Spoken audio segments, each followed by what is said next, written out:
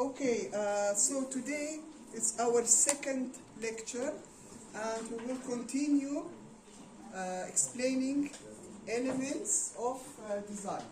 Okay, so last class we talked about in general about design, what it is, and we started the elements of design: point and line. Today we will continue with shape, form, space, and texture. So we will explain 4 elements of design. Okay. So shape. What is a shape? First of all, we need to understand.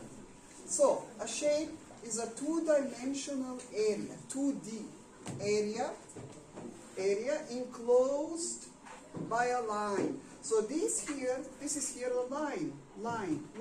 But because it is closed, it creates an area which creates a shape.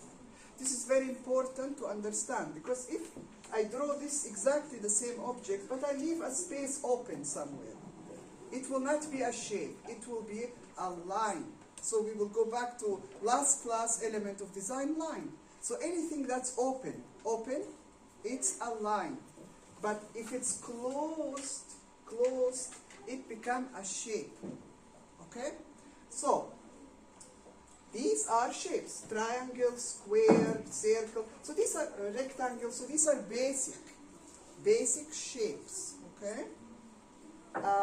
Basically, these are our basic shapes: the square, the circle, and the triangle. It's important to know them, because everything you design, you start using the basic shapes.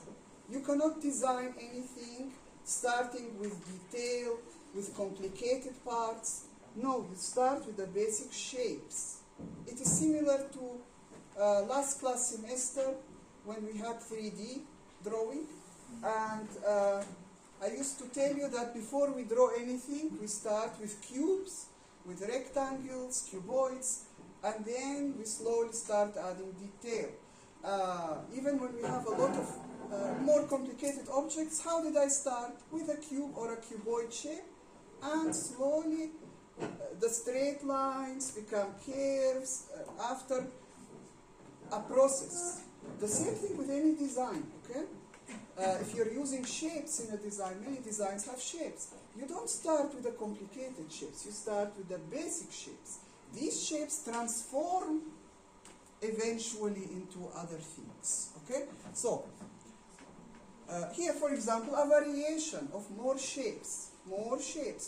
But all of these are still based on the very basic 3 shapes. More complicated shapes. But when you want to design something like this, you don't start with this. You start thinking, how can I make this out of the basic shapes? How can I transform the basic shapes by combining, by changing, by modifying to end up with a final design? You never draw something that is not based on a step-by-step process. Okay? So these shapes are basically blended shapes. So blended shapes of what? Of the 3 basic shapes. Maybe I take a square, a small square here, a large square here, and then I blend them together, or combine them and then blend with other shapes. So this is blending of shapes, and this creates new shapes, new designs. Okay. Now these are organic biomorphic shapes. Bio from natural nature, morphic, morphing, changing shape, meaning, and they're organic, they're circular with curves. So these are more like what we see in nature, natural objects. Natural objects, rarely we see geometric shapes like these. You know, these are geometric shapes, defined, perfect, straight lines. In nature, we tend to see more natural, organic form, organic shapes. So, however, this doesn't mean when I want to design something that looks organic to start with the details and forgetting the geometric basic shapes. These still exist. They eventually become like this. And in addition, even in nature, when you look at some organic, for example, a flower. Flowers are all organic shapes, but if you look closely, you will find geometry in that. Very careful design. So natural objects are also designed. They are not happening like this by chance. Everything is designed. Complicated designs. So when you look at one flower, you will find in it complicated geometry.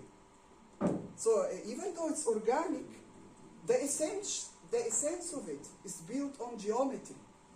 So nothing is by chance or randomness happening in the world. Everything is designed. You are also designers, but you will not design complicated stuff like real nature.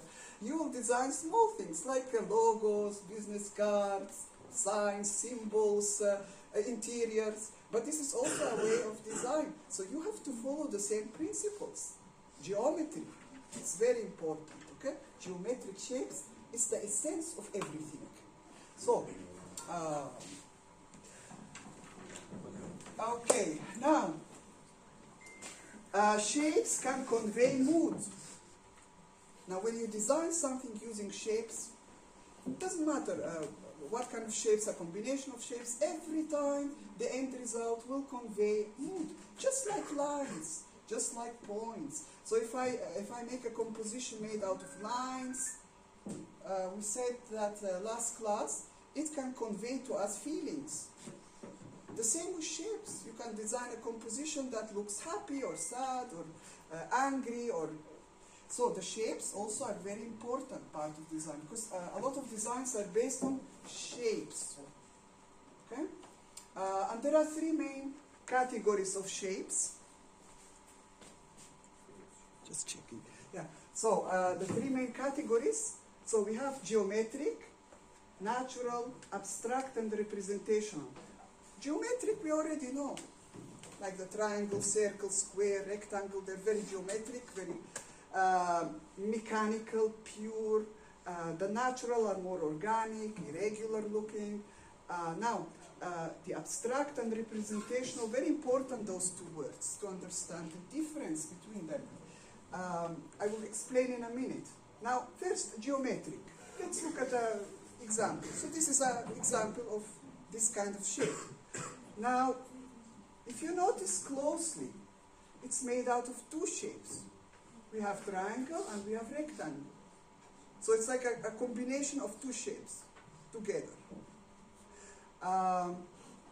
This one is the organic, so natural objects. But again, as I explained, they are also based on geometry, just in a different way.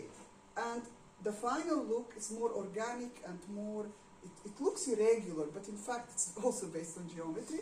But just the look, the final look is not like this, straight, mechanical and straight lines. So it's more organic. Now, the most important of this is basically the abstract and representational and the difference between them. So, when we say abstract, when we look at something abstract, we don't usually recognize what is it. Like we cannot see, now if you look at this on the wall over there, you know, those designs that hang on the wall, they are all abstract. Like when you look at them, I don't see anything I recognize. I don't see a flower, I don't see a cup, I don't see a chair, I don't see anything that I recognize from our daily life. Okay? This is abstract. It uses the basic elements of design combined, lines, shapes, this kind of stuff combined to create a certain composition that gives us a certain feeling. But they are abstract. Okay? The representational is exactly what we see around us. So if I say, oh, this, if I draw this, and it looks like the eyeglasses, okay, everybody recognize what this is. If we draw a mouse, if we draw shoes, if we draw a cap, so these are representational objects, and when they're in a drawing, they have a lot of detail. making them very clear what they are to the viewer. Now, in design, you normally don't use representational objects, or very rarely. It's more about the abstract, or even the abstract. Even if you want to do something representational, you start with the abstract. But most designs are based on the abstract. And this is very important to understand. So let's look at this example here. Now when you look at it, you recognize what this is. This is a human on a wheelchair. So is this representational since you recognize it? No. It is abstract, but it is both. So this is here the power of design. I can make something clear, like I'm communicating a message here clearly, but using an abstract, simplified version of the reality. Now, if you want to do this drawing as representational, it has to have a lot of detail.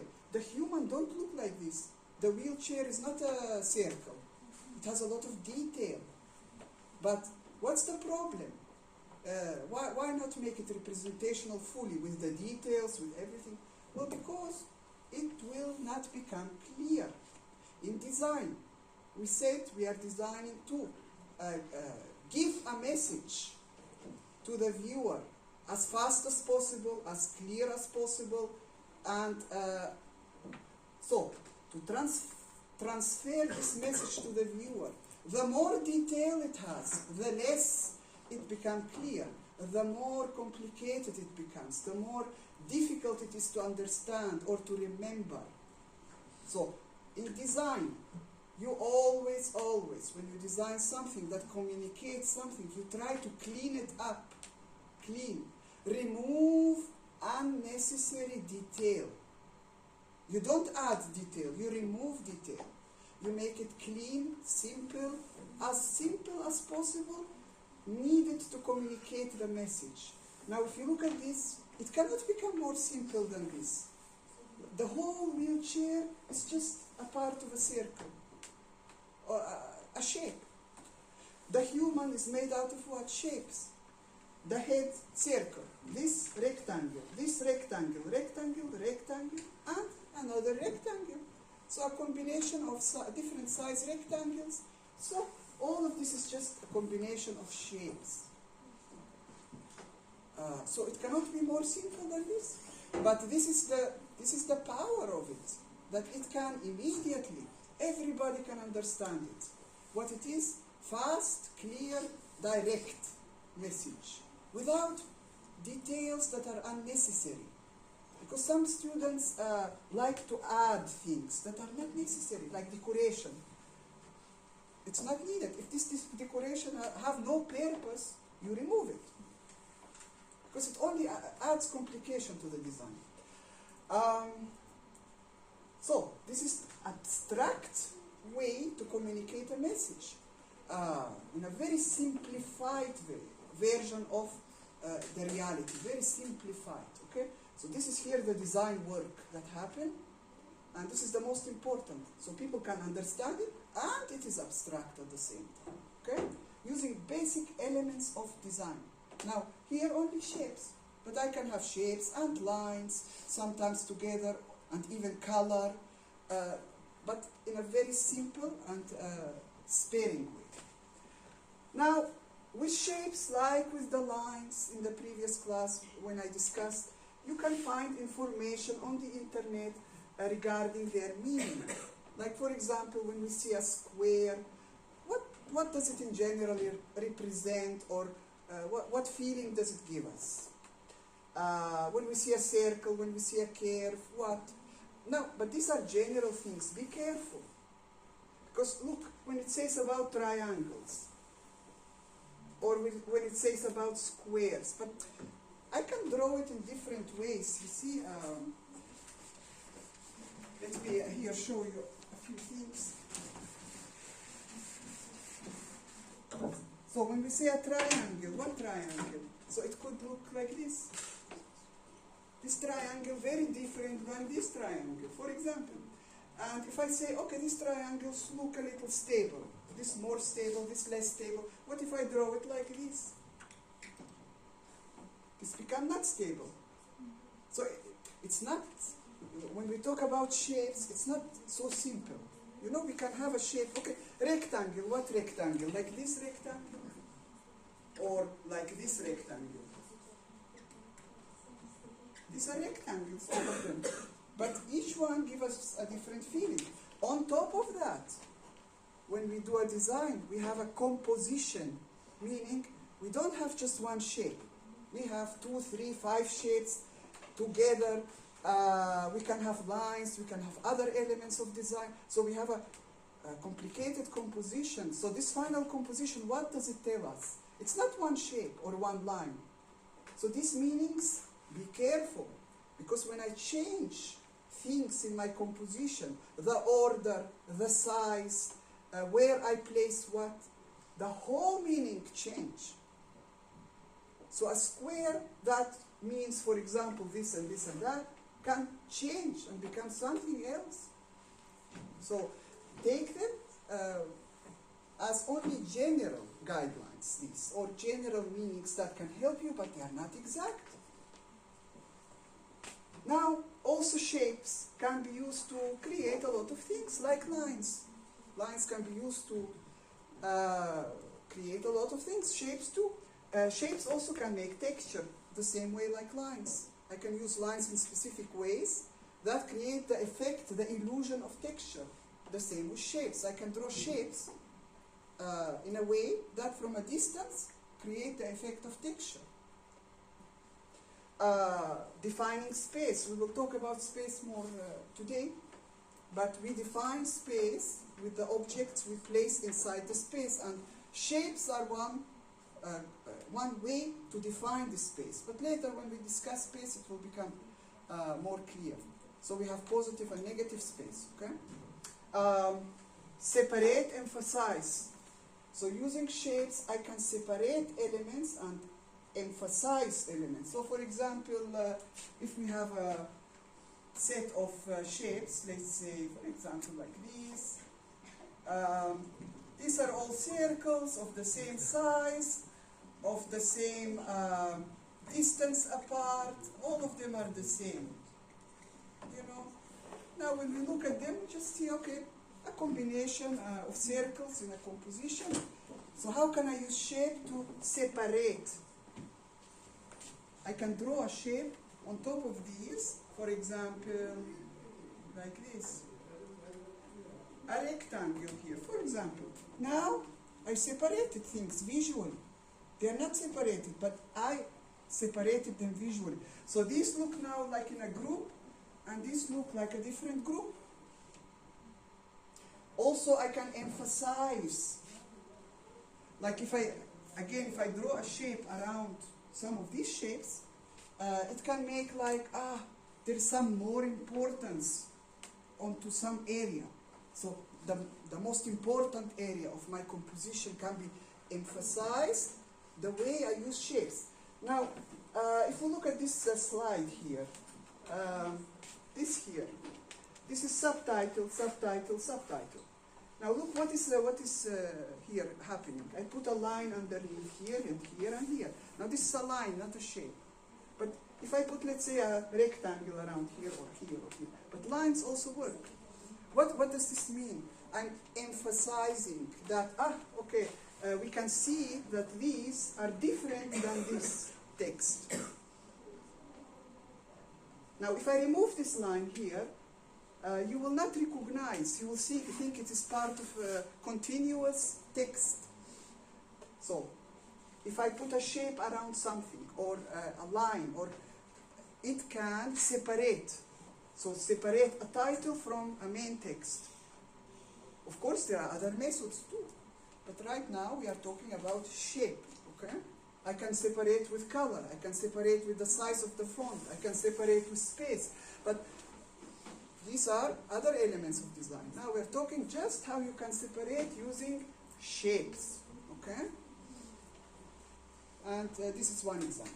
And to emphasize importance of some parts of your composition. produce mood, we already talked about it. Shapes can, in a composition, produce different kind of moods, just like the other elements of design can. Okay? Here are just some quick examples of compositions using shapes. Forget about the color usage, because color is another element of design. We will talk about it later. Just look at the shapes. So here a composition of triangles, big triangles, small triangles. The way they are arranged and organized as a composition draw our attention towards this area. Now look, any element I take from this composition and I change, like I change the size, or I change the location, or I rotate it, it can change the whole outcome. So this is what I mean. You cannot, for example, start a certain design, put, for example, a few shapes and lines, and then come to me and ask me, is this correct? I will tell you I don't know, because I don't know what you will do next. So after you go home and you add another line here or another shape here, or you change the size of this or the location of that, the whole thing will change. So maybe now, oh, it's okay, maybe later it will become not okay, the design. So any small change you make affect the final outcome. The meaning, the feeling, the message, everything changes. Okay, so be careful what you do. So these are just a few examples in general. So when we compare this with this, very different, a different feeling. This here, the way it's organized, the shapes, it gives us a directional view even. Here also we have direction, but towards this point. So every composition is different. Here are some black and white examples.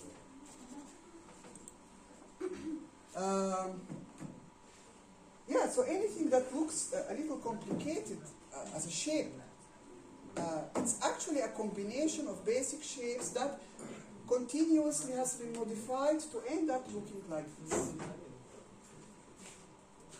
If you look at this, for example, here, this shape here, it wasn't like this in the beginning. It was just a black rectangle. Then we added more shapes to it and removed, deleted parts, and in the end it became like this. This here, if you look at it, it looks like a 3D, three-dimensional ball. But if you look carefully, it's made out of two shapes. One big circle, one small circle. One white, one black. But the way it's placed, it gives us the final result. It's different than the elements that it's composed of.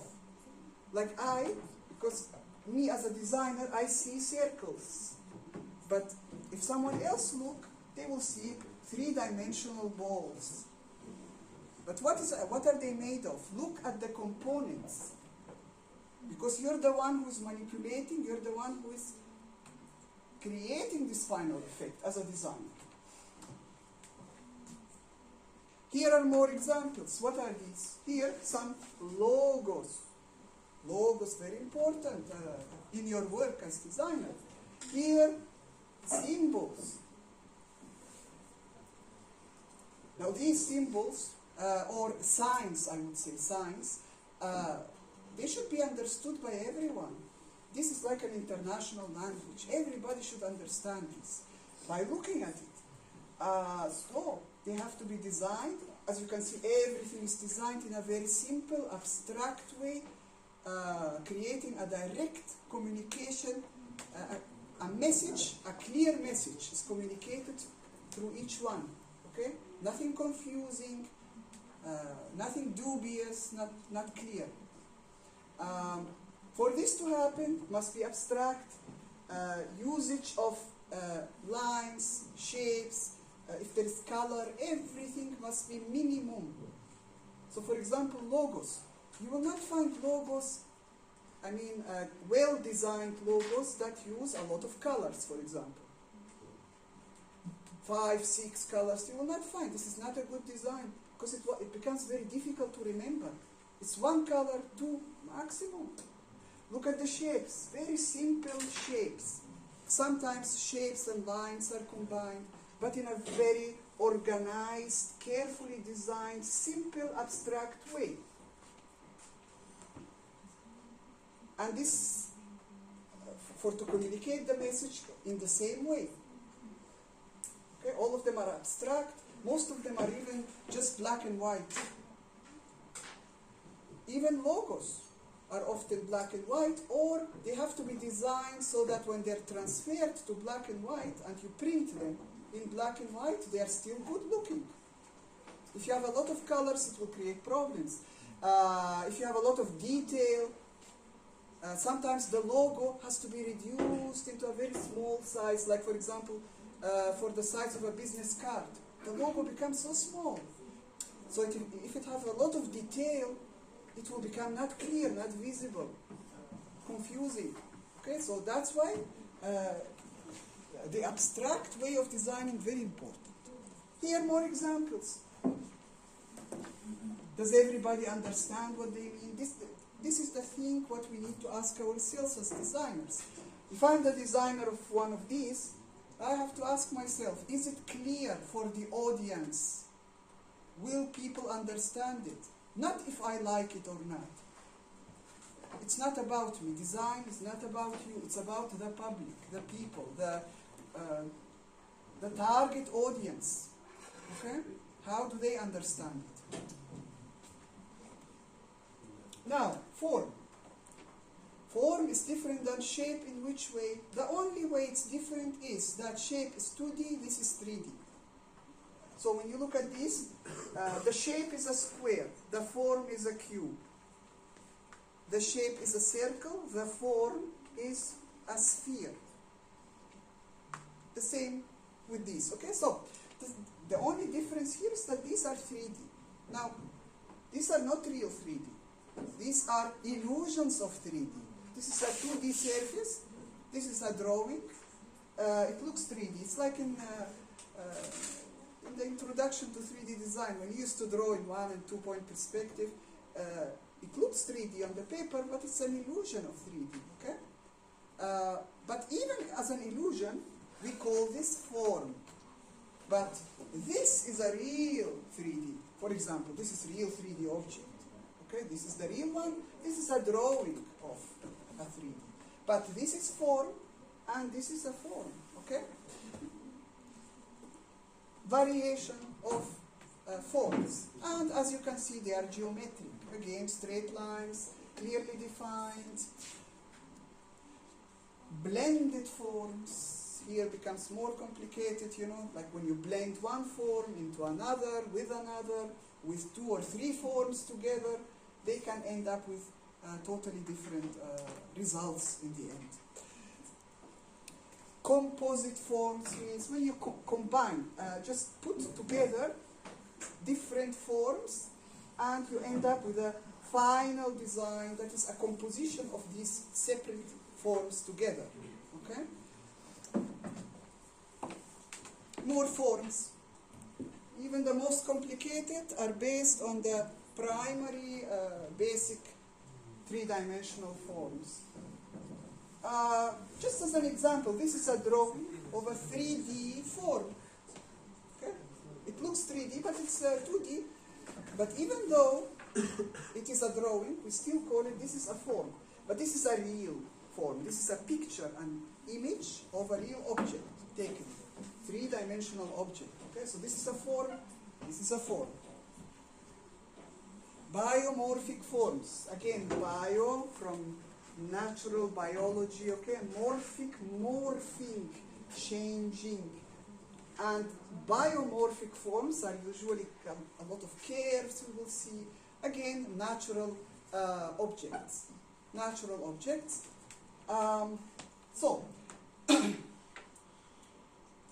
But these are sculptures here, so this is art. It's not like design. Design must have more than a personal meaning and purpose. It must serve to communicate a clear message to a wide audience. Everybody must understand it in the same way. Now, because this is art, if I look at it, if I don't understand what it is, it's not a problem. But if you design a sign or a symbol and people don't understand it, this is a problem. Okay?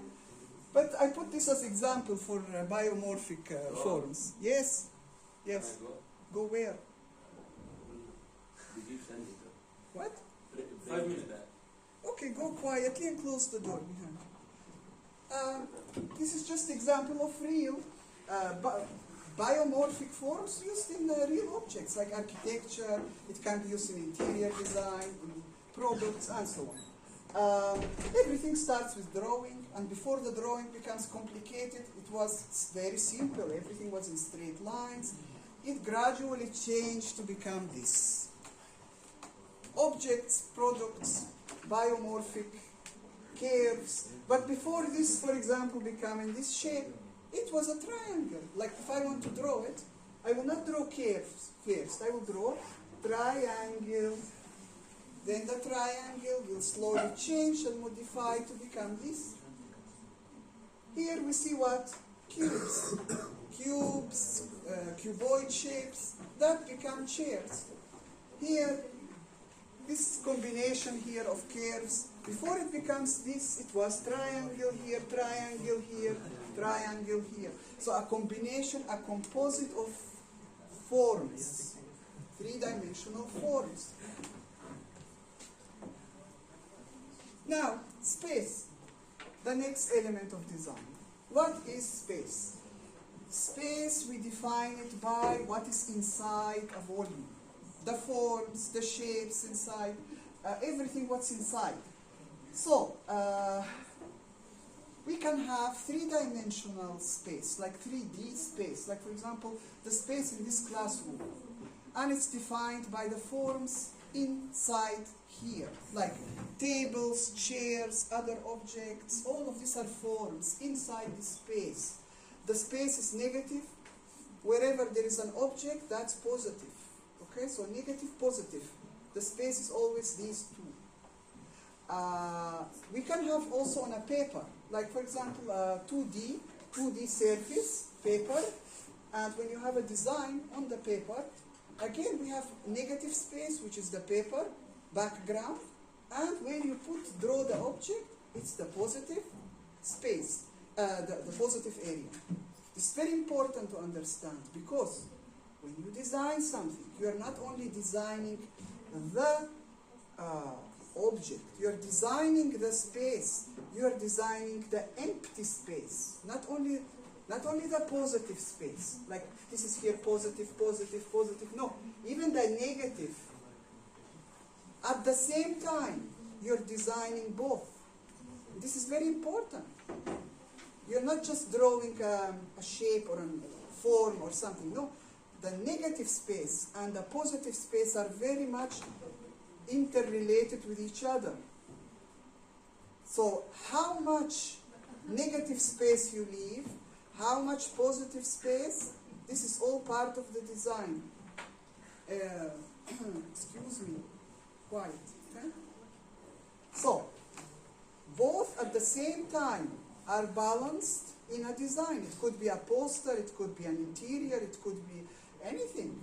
So, these two must be balanced in a specific way to communicate what you want. If you balance it in a wrong way, it will change the message. Here are just a few more examples. For example, this chair. It's a 3D object, a form in space. If you change anything in it, like for example these two here, I will remove and make this negative space. Suddenly the whole chair will change the way it looks, the way you feel about it. Just by small changes, okay? Adding more positive space or adding more negative space. The same with everything else. Okay, so we have positive, we have negative. We have positive, we have negative spaces. Positive, positive here, and the negative in between. So, both are designed at the same time. Both are equally important. Now here, which is the positive and negative space? We cannot tell. Is this positive or this negative? We cannot tell why. Because it is so balanced, like equal. Like this, the same size like this. Everything's perfectly in balance. We cannot know. It's like this and this equal importance, equal balance. So we cannot know, which is okay. If the purpose of design is to create this confusion in us, like we don't know which one is which. But if it happens by mistake, then it's wrong.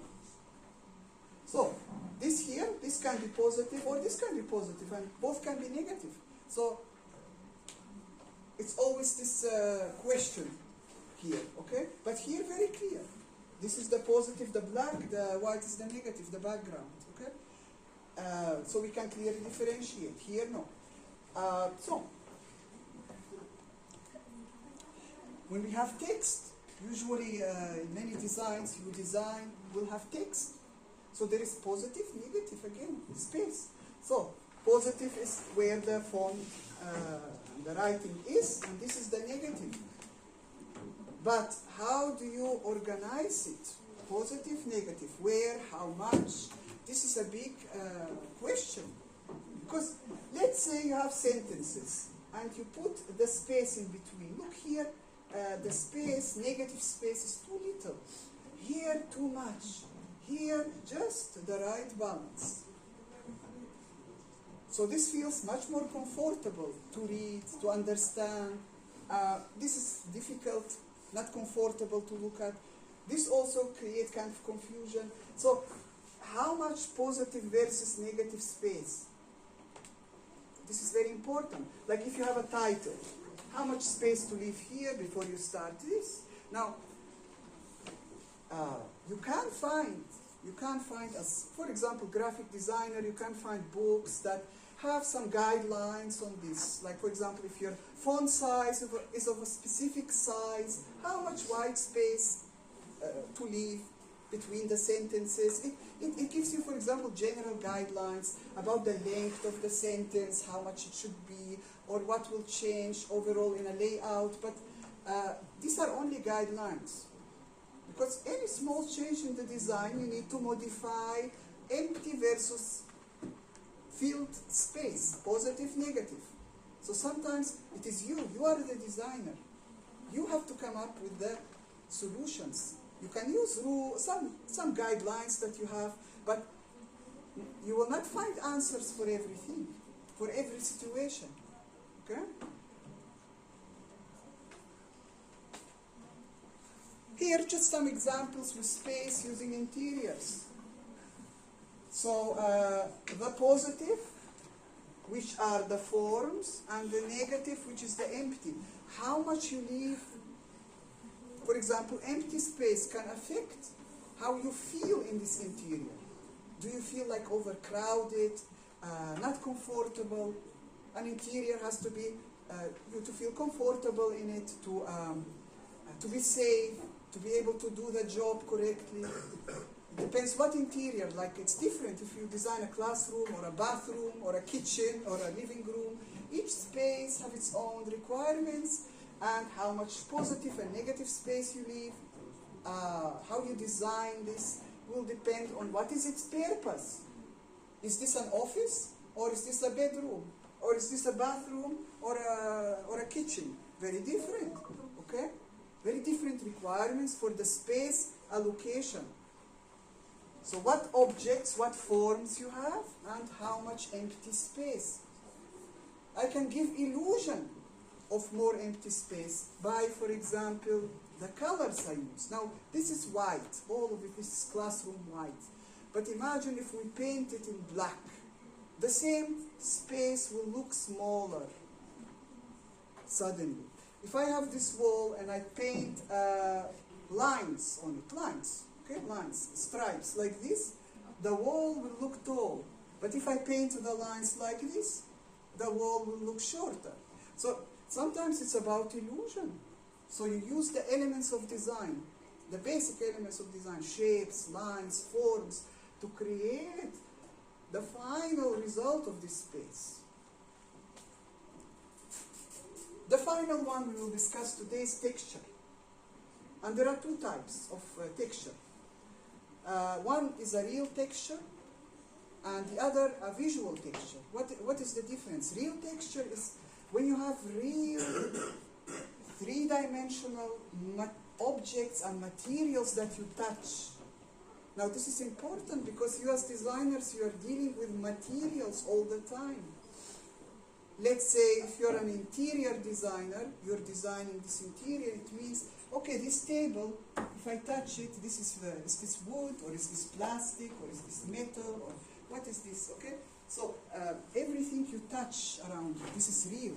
This chair, this is a material here, okay? So it has a texture, this have a texture, this have a texture to it. Sometimes, this is very important, not sometimes, every single time it's important. What material and what texture you have, because sometimes you go and you buy something. For example, you want to buy this and you touch it. Oh, for example, okay, I like the shape, but when I touch the texture, this is kind of interesting. Sometimes you buy something because you like the texture of it, like it feels good. If you touch now this mouse, very different, you know, like, okay? Sometimes you hate an object. After you touch it, you hate it. You don't want it. So, the material which usually have texture when you feel it, it's very important what texture it has to make us feel good and to want to have this object. The visual texture is an illusion of texture. It's like, now these are visual textures. You look at them, this is texture and this is texture and texture, but when you put your hands, there is no texture. It's just a picture of a texture. But what happens here, your mind interprets it as the actual texture. So for example, in a poster, you don't have real texture, you have pictures of a texture, for example. But your mind still interprets it as a texture. So it's very important to select the correct one. Even in interiors, like interiors, we said everything is material, we touch, okay.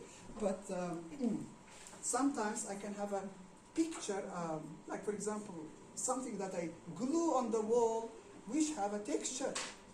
And it's not a real texture, but if I touch it, no real texture, but it has a visual texture. So this can also give us an effect. Yeah, we already explained. So tactile texture, when you can touch it and it's real material, and the visual texture that just we look at it. And there is another two variations of texture, okay? One is the homogeneous textures, and the other the heterogeneous textures. The difference between them is that this texture, everywhere you look at it, it's the same. Like here is the same like here is the same like here. This is like repetition of the same thing. So everywhere it's the same. This is a combination of two or more textures together. So if we look at this, it looks different than this. This side looks different than this. This area looks different than this. Forget about the color. Even without color, the texture itself is different, okay? So it's like a combination of textures. In some designs, you need to combine. So it's not always the same type of texture repetition all over. Sometimes you can combine. It could have what purpose? It could have a beauty, aesthetic purpose, or a functional purpose sometimes. So, but there must be a reason. There must be a reason why you use a particular texture somewhere in a design. And these are also just examples of interiors that include texture. Like here we can see on the wall textures, but these are not necessarily real. Maybe they're just visual textures, not real tactile textures. Maybe just something glued on the wall to create this effect. With the colors, with everything else, it creates, maybe it's for beauty, maybe it's for separation, maybe it's for other purposes. What is the purpose? Okay? We always need to ask in design. Okay, so for today, we finished these 4 elements of design. Next class, we will talk about color and a few other things, okay? So, yeah, for today, that's it. Okay.